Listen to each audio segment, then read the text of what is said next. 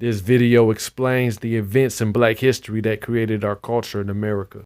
It's the greatest story never told, and it starts with this introduction. Working hard is not a guaranteed way to get rich, but working hard is a guaranteed way to get discipline.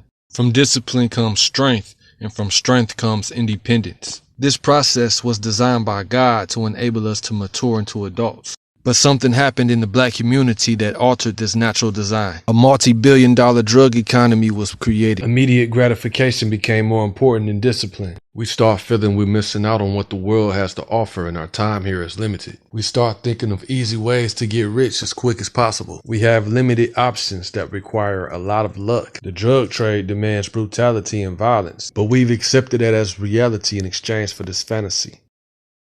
Eventually, this fantasy blows up in our face and our lives are ruined. By the time we realize we become failures, we have children that depend on us. The only way to stop this from being your fate is to develop discipline. This is the first jewel you'll need to become a scholar.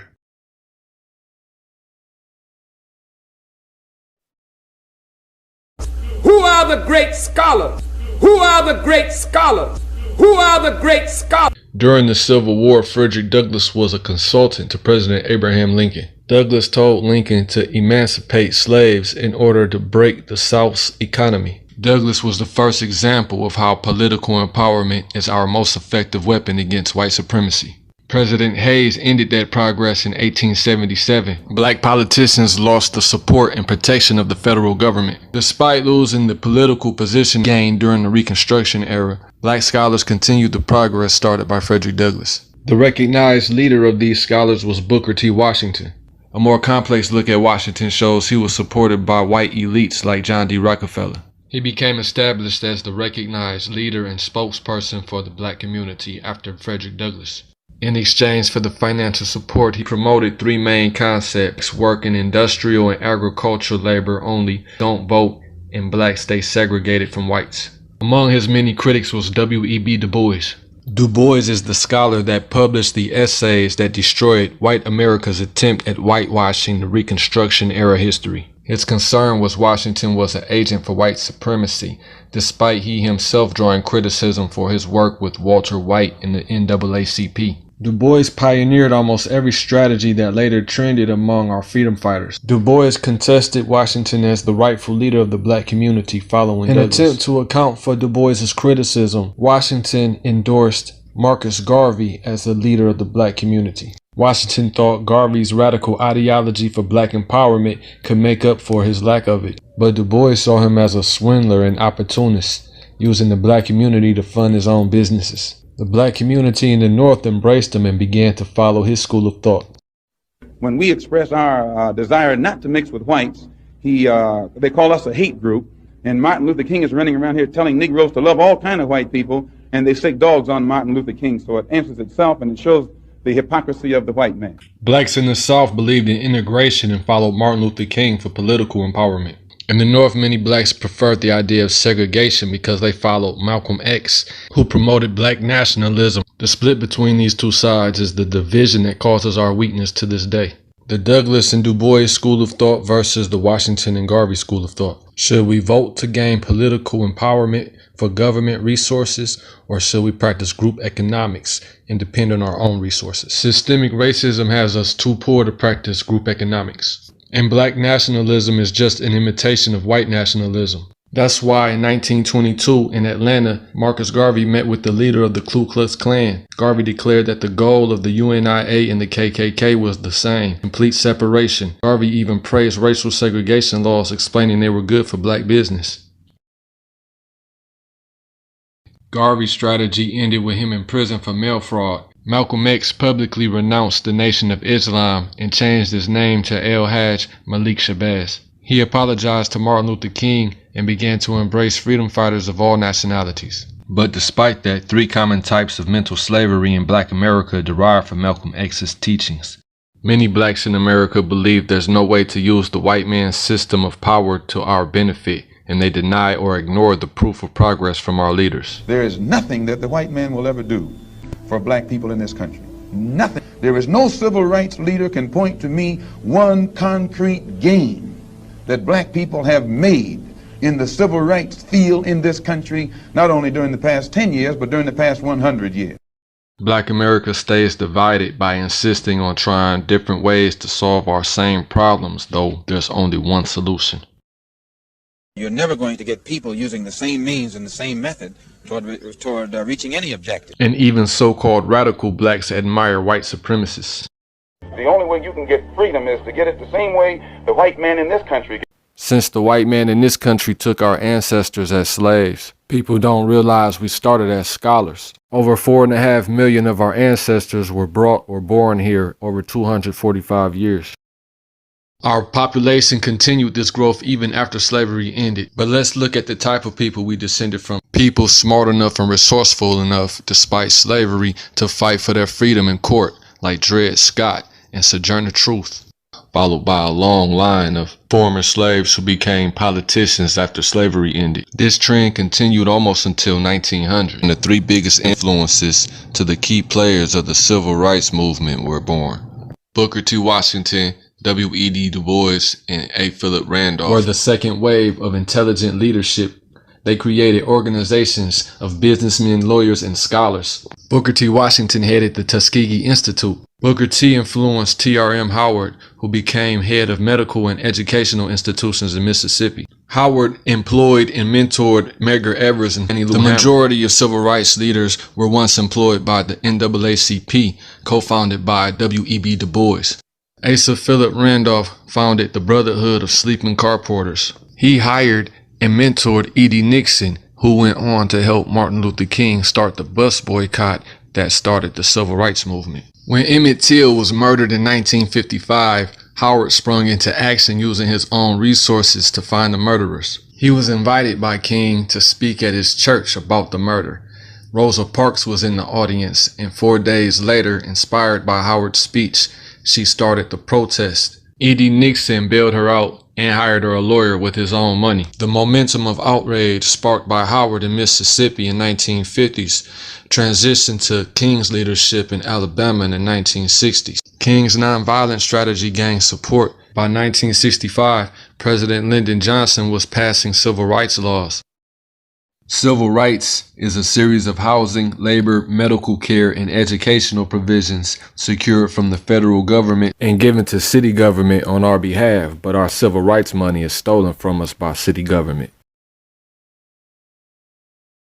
Children from low-income families that don't earn college degrees have a 45% chance of remaining low-income throughout adulthood. 70% of black households are led by single moms, and 90% of those households live in poverty. Ain't nothing in this house. That's because we don't use our voting power to control city government. An example was the Section 3 program of the Housing Urban Development Act of 1968. It's designed to permanently employ low-income residents, mandating that they are hired for every available job position created by HUD-funded projects. This graph shows the income difference between white and black America dating back to 1950. The Section 3 regulations designed to purposely create jobs for low-income residents are being ignored by city government. This graph shows the unemployment rate difference between us, trends in the exact same pattern leading up to 2018. Civil rights leaders like Whitney Young and Martin Luther King pressured President Johnson for these entitlements, but riots broke out as soon as the civil rights movement ended. 6 days of rioting in a Negro section left behind scenes reminiscent of war-torn cities. More than 100 square blocks were decimated by fire and looters, and few buildings were left intact. No attempt has yet been made to estimate the losses suffered at the hands of the looters who stole everything from liquor to playpens. The desperate cry of the poor of all races was demanding the nation's attention. It is estimated that we spend $322,000 for each enemy we kill, while we spend in the so-called war on poverty in America only about $52 for each person classified as poor. In 1999, Dr. Martin Luther King's family won a civil lawsuit proving the U.S. government was responsible for his assassination. The country was torn apart with anti-war protests. King was assessed by the military as a threat to national security. The government killed King in 1968 and put Nixon in office in 1970. He declared war on Black America. In this administration, we have increased the amount of money for handling the problem of dangerous drugs sevenfold. It will be $600 million this year. More money will be needed in the future. America's public enemy number one in the United States is drug abuse. Today, there's a new epidemic. Smokable cocaine, otherwise known as crack. It doesn't matter whether or not they were deprived as a youth. It doesn't matter whether or not they're the victims of society. So I don't want to ask, what made them do this? White America's school system hid our history from us on purpose. Black people have been robbed, as I said earlier, of a knowledge of self. And when you rob people, sir, of a knowledge of self, then it means that they start to take on the characteristics and the nature of their oppressor. We learned it from you. We learned violence from you. The violence was what we learned from you. I'm gonna buy a Benz because that's what niggas do. Right. You understand me? I'm gonna smoke weed because that's what niggas do. I'm gonna pack a gat because that's what niggas do. You understand me? I'm gonna get drunk because that's what niggas do. Maybe only one student is going to go to college. Well, damn, Coach Carter, if I ain't going to college, where I'm gonna go? Ooh. Good shot, man. We have to fix the root problem. The root problem is, why aren't there enough available men? And I can't find dudes. Why? Because my dude's somewhere locked up. I think it's a conspiracy going on against ghetto boys all over the world. I think they want to destroy you. Since studies show that black men under age 25 serve the longest prison terms, and the leading cause of death for black males is homicide, starting at age 15 and continuing until 34. We conclude that black alpha males are eliminated from the group before they fully mature. The demise of the Black Panthers by crack and COINTELPRO marked the end of the fight against the government and every once in a oppression. while, I say, I says, why are you snorting this cocaine? This ain't the thing. I don't say this because I'm trying to destroy Huey's character. What I'm trying to tell people is you have to learn to know the whole truth. It's agreed that I would run for mayor of Oakland. I hope many of you have decided to go ahead and register to vote. We tested over 4,500 people for sickle cell anemia last night, and I think that the voter registration is running neck and neck with it. Black Panther Party started by providing food, education, medical care, and voter registration to empower the black community. Their efforts turned into gun battles with police and rival organizations after the FBI targeted them.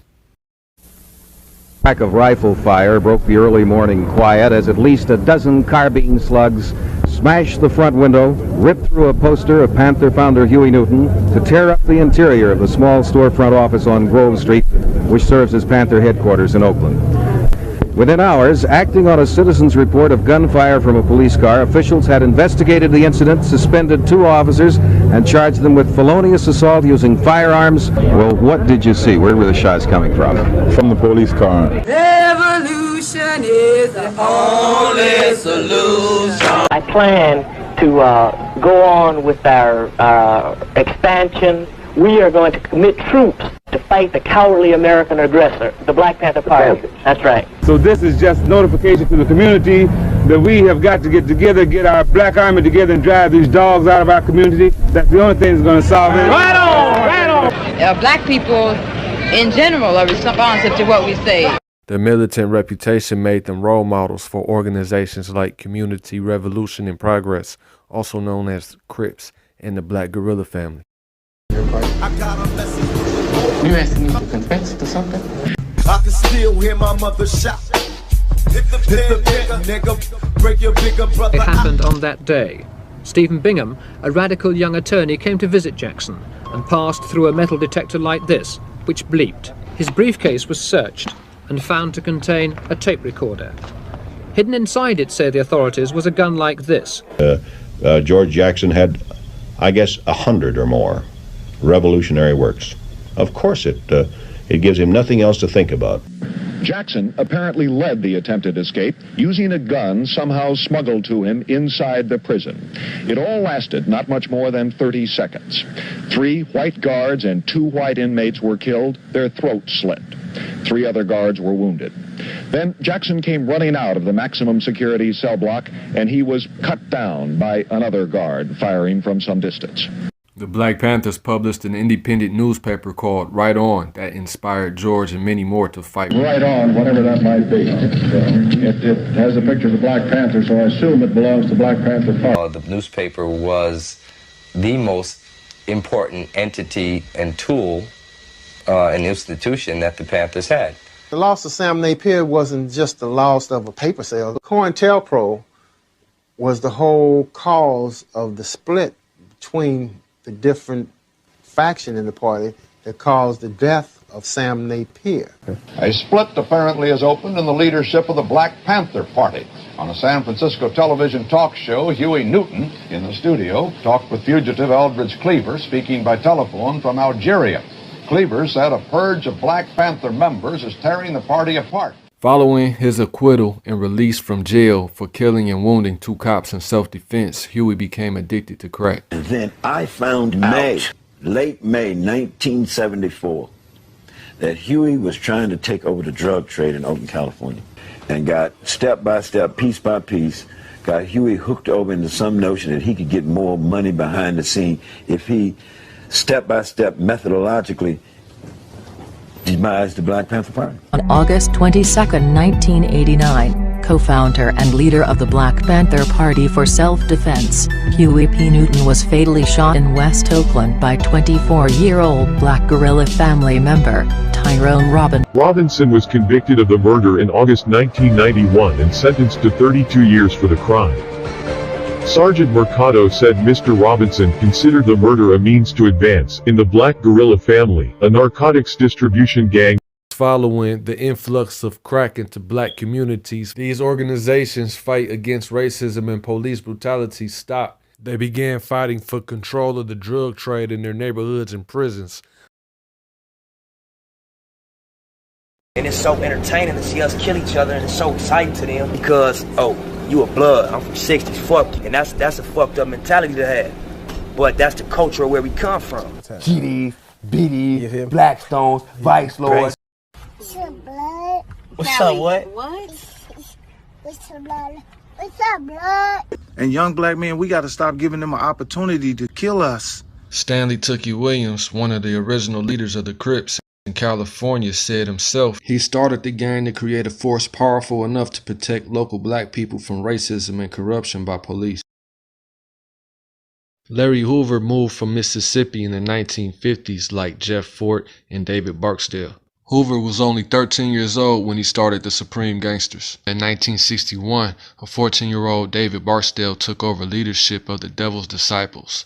Their rivals were a gang of 2,000 racist Italians. But after the whites retreated to the suburbs, black gangs took over the neighborhoods. All the black youth throughout the city were recruited and forced to join gangs. All these men were born in the 50s and came of age when King was killed in 1968. They could have been civil rights leaders, but instead they became gang leaders. The population of white residents in Detroit disappeared while the population of blacks grew. From 1967 to 78, Detroit public schools lost 74% of their white students. By 1974, Detroit elected its first black mayor. In his autobiography, Coleman Young explained he took over the administration of Detroit because white people didn't want the damn thing anymore. They were more than happy to turn over their troubles to some black sucker like me. No, it's a black violence. The dots on this map represent where all the black people in America live. We're mainly located between Louisiana and New York, beneath Tennessee and West Virginia. A small presence in California. I had to travel there to see for myself. To my surprise, I hardly saw any black people there. The Higher Path, voted best dispensary in LA. Look like some hair grease, don't it? But while I was in there though, check this out. They got a map of the whole LA city council districts. California is the birthplace of gangster rap, Crips and Bloods, and mass incarceration. Their gang culture spread through the prison systems and through the music industry. Black America doesn't realize California is totally gentrified. Although they lost their land territory, they spread their gangs across the country.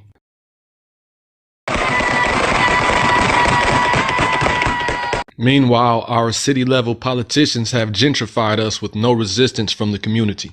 Washington, D.C., once known as Chocolate City, was the first majority black city in the U.S. Since the peak of its population in 1970, the black community has been scattered to suburban areas of D.C. Whites have remained, while Hispanic, Latin, and Asian and other races have taken the place of blacks. Well, let me explain something to you first of all. We didn't run the banking institutions. We didn't run the educational institutions. We were not the landlords. This black community that's crime infested, populated by mostly black people, where people have low self-esteem, where they're perpetrating genocide against themselves. It was violence here then, and the majority was white. And when we went to school, your parents had to carry to school because the whites was jumping on the blacks. So violence has been here all the time. No, it's a black violence.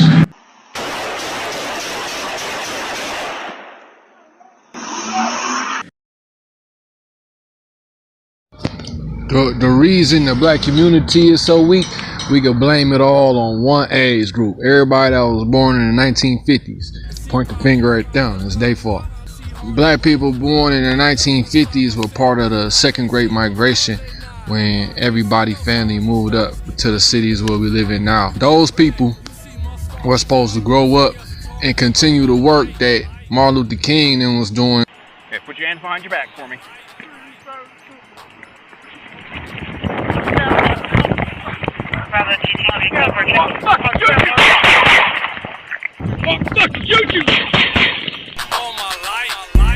If you black, you were born to die. You were going and you'll be gone before you're 45. You'll be on the corner by 4 or 5. White officers, all of them looking for a fight.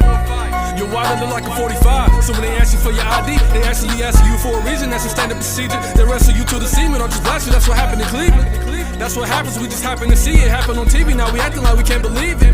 Acting like Black Lives Matter. Somebody tell that to these white ass rappers. Somebody selling crack to these crackhead crackers. But it ain't Rick Ross. The real Rick Ross pissed off for prison guards living off of Siemens. The end result is little kids listen to his lyrics and get tossed to prison. They killing to be the big boss. I went to prison with my friends was getting killed off. I'm the last one left. I'm the handsome, fresh, young black man in Malcolm X. Who taught you to hate yourself? Who taught you to hate your own kind? Who taught you to hate the race that you belong to? Now the clock is ticking, watch and listen. Obama never did get them jobs to kick in. The odds against him, everybody lost optimism. Everybody lost confidence in him. Now they trying to mob against us. And we ain't got common sense, cause the common trend was to fight